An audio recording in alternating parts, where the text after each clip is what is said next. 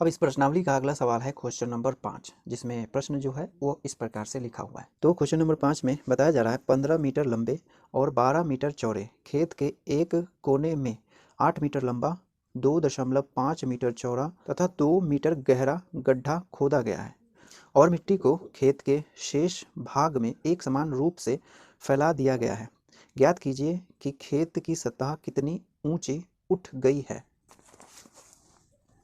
अर्थात इस प्रश्न में बताया जा रहा है कि एक खेत है जिसकी लंबाई है 15 मीटर और चौड़ाई जो है वो 12 मीटर है और उस खेत के एक कोने से 8 मीटर लंबा, 2.5 मीटर चौड़ा और 2 मीटर गहरा गड्ढा खोदा गया है, ठीक ना। और जो गड्ढे का मिट्टी है उसको उसी खेत में एक समान रूप से फैला दिया गया है। तो इससे क्या हो गया है कि इसकी सतह ऊपर उठ गई है, यानी एक चबूतरा टाइप का बन गया है। तो वो चबूतरा जो बना है, यानी सतह जो ऊपर उठी है, उस सतह कितनी उठी है, यानी कितनी ऊंचाई उठ गई है, वो हमें फाइंड करना है, ठीक ना। यानी यहाँ पर एक खेत की बात की जा रही है, आयताकार खेत है, इस तरीके से है, ठीक ना। इस तरीके से एक खेत है, ठीक खेत है। अब इस खेत के एक कोने से एक गड्ढा खोदा गया है, इस प्रकार से एक गड्ढा खोदा गया है, ठीक। और इस गड्ढे के द्वारा और इस गड्ढे से निकला मिट्टी इस पूरे भाग में फैला दिया गया है, ठीक ना। और फैलाने से क्या हुआ है कि यह एक चबूतरा टाइप का बन गया है, इस प्रकार से।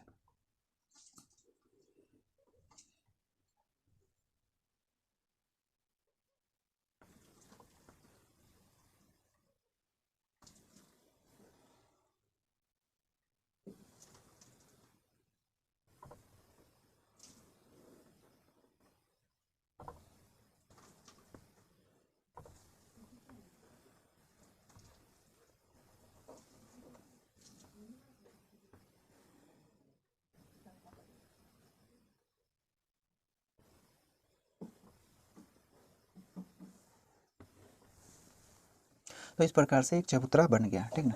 इस तरीके से जो मिट्टी निकाला गया है गड्ढे से ना, वह मिट्टी इस प्रकार से फैला दिया गया, जिसके कारण यह एक चबूतरा टाइप का बन गया है, यानी सतह थोड़ी सी ऊपर उठ गई है।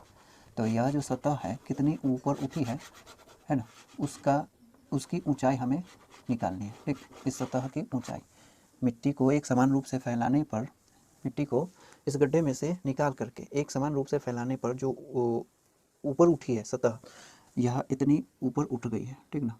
ये यहाँ पर लिख लेते हैं h, इतनी ऊपर उठ गई है, ठीक ना, h। तो h जो है यही हमें फाइंड करना है, यानी सतह की ऊंचाई कितनी हो गई है वो हमें फाइंड करना है, ठीक। तो यहाँ पर हम मान लेंगे कि सतह की ऊंचाई जो हो जाती है वो h हो जाती है, ठीक ना। तो लिखेंगे माना सतह की ऊंचाई कितनी, h मान लेते हैं। तो माना सतह की ऊंचाई कितनी हो गई, h, ठीक ना। अब क्या करना है कि हमें h फाइंड करना है। अब h कैसे फाइंड करेंगे, तो यहाँ पर हम देख रहे हैं कि जो गड्ढा खोदा गया है उस गड्ढे का आयतन हटाए गए मिट्टी के आयतन के बराबर है, और मिट्टी का आयतन, जो मिट्टी इस पूरे भाग में समरूपता से फैलाया गया है, उसका आयतन इस चबूतरे का आयतन के बराबर है, ठीक ना। तो हम क्या करेंगे कि अल्टीमेटली गड्ढे का आयतन और इस चबूतरे के आयतन को बराबर करेंगे, ठीक ना। तो लिखेंगे यहाँ पर चूँकि उठे भाग का आयतन बराबर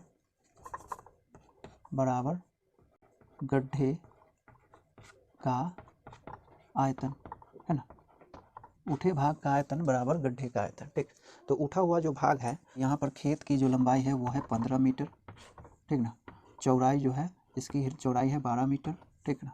और गड्ढे के लिए बताया जा रहा है कि गड्ढे की चौड़ाई है 2.5 मीटर और लंबाई है 8 मीटर, इस प्रकार से, और गहराई 2 मीटर है, ठीक ना।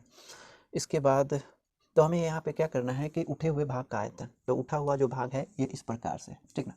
अब इसका आयतन हमें निकालना होगा, तो कैसे निकालेंगे, तो यहाँ पर हम देख सकते हैं कि यह इस प्रकार से दो भाग में डिवाइडेड है, ठीक ना। एक ये भाग और एक ये भाग, दोनों की ऊंचाई कितनी है, h है ना। दोनों की ऊंचाई यहाँ पर h है, इसकी भी ऊंचाई h और इस भाग की भी ऊंचाई h है। तो इसका आयतन प्लस इसका आयतन बराबर गड्ढे का आयतन, ठीक ना, क्योंकि ये जो मिट्टी है इस गड्ढे में से निकली है, ठीक ना। तो इस मिट्टी का आयतन प्लस इस मिट्टी का आयतन बराबर गड्ढे का आयतन, ठीक। तो इस भाग में अगर देखें तो यहाँ से लेकर के यहाँ तक 8 है, इसीलिए यहाँ से लेकर के यहाँ तक 7 मीटर होगी, ठीक ना। यहाँ से यहाँ तक 7 मीटर, ठीक। इसे हम भाग ए कह देते हैं, ठीक ना, आसान होगा बताने में। ए भाग, ठीक, और इसे दूसरा भाग कह देते हैं बी भाग, ठीक ना। तो इस भाग की लंबाई हो जाएगी 7 सेंटीमीटर, ठीक ना। यहाँ से लेकर के यहाँ तक 15 है, तो 8 मीटर का गड्ढा खोद लिया गया है, तो इसकी लंबाई अब कितनी रह गई, 7 मीटर, ठीक। और चौड़ाई कितनी रह गई, 12 मीटर, है ना। यहाँ से लेकर के यहाँ तक वही चौड़ाई है। लेकिन बी भाग में अगर देखें तो लंबाई कितनी है, 8 मीटर, ठीक। और चौड़ाई कितनी हो गई, क्योंकि चौड़ाई पहले थी यहाँ खेत की 12 मीटर, लेकिन अब वहाँ से गड्ढा खोदा गया 2.5 मीटर का, तो इसमें से 12 में से 2.5 मीटर को हटा दिया जाए तो ये हो जाएगा 9.5 मीटर। इस प्रकार से 9.5 मीटर इसकी अब चौड़ाई हो जाएगी, ठीक। तो इस प्रकार से पहले ए भाग का आयतन प्लस बी भाग का आयतन बराबर करेंगे गड्ढे के आयतन, ठीक ना। तो लिखेंगे या ए भाग का आयतन प्लस बी, है ना, बी भाग का आयतन और बराबर में गड्ढे का आयतन। तो गड्ढे का मेजरमेंट कितना है, 8 मीटर लंबा है तो 8 मीटर, और 2.5 मीटर चौड़ा है तो 2.5 मीटर, और गुने में है 2 मीटर, ठीक ना। तो 2 मीटर हो जाएगी, ठीक। या ए भाग का आयतन, ए की लंबाई हो गई 7 मीटर और इसकी चौड़ाई कितनी है, वही है 12 मीटर, और इसकी ऊंचाई कितनी है h, ठीक। फिर प्लस बी भाग की लंबाई कितनी हो जाएगी, लंबाई 8 मीटर बताई जा रही है तो 8 मीटर, और चौड़ाई 9.5 मीटर, और ऊंचाई कितनी है, h है, तो h बराबर में इससे अगर सॉल्व करें तो कितना हो जाएगा, 20 और गुने 2 मीटर, है ना। मीटर क्यूब हो जाएगा, यहाँ पर मीटर क्यूब लिख सकते हैं, ठीक।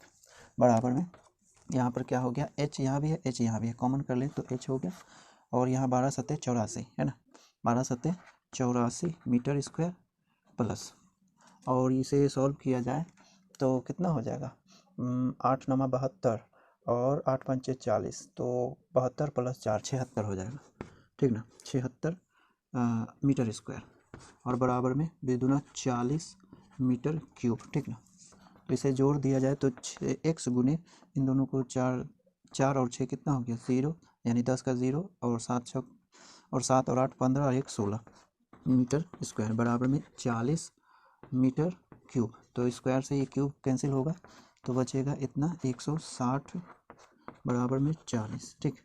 या दोनों तरफ कितना से 160 से डिवाइड करेंगे तो कितना हो गया, ये और ये कैंसिल हो गया, यहाँ पर बचेगा क्या चीज़, यहाँ लिख लेते हैं या h बराबर 40 बट्टे कितना 160, तो 0 से 0 4 एकम 4 4 चौके 16, तो बचेगा 1/4 मीटर में आएगा, यहाँ भी मीटर देंगे, ठीक ना, यहाँ भी मीटर आएगा, तो h का वैल्यू यहाँ पर कितना हो गया 1/4 यानी 0.25 मीटर, ठीक ना।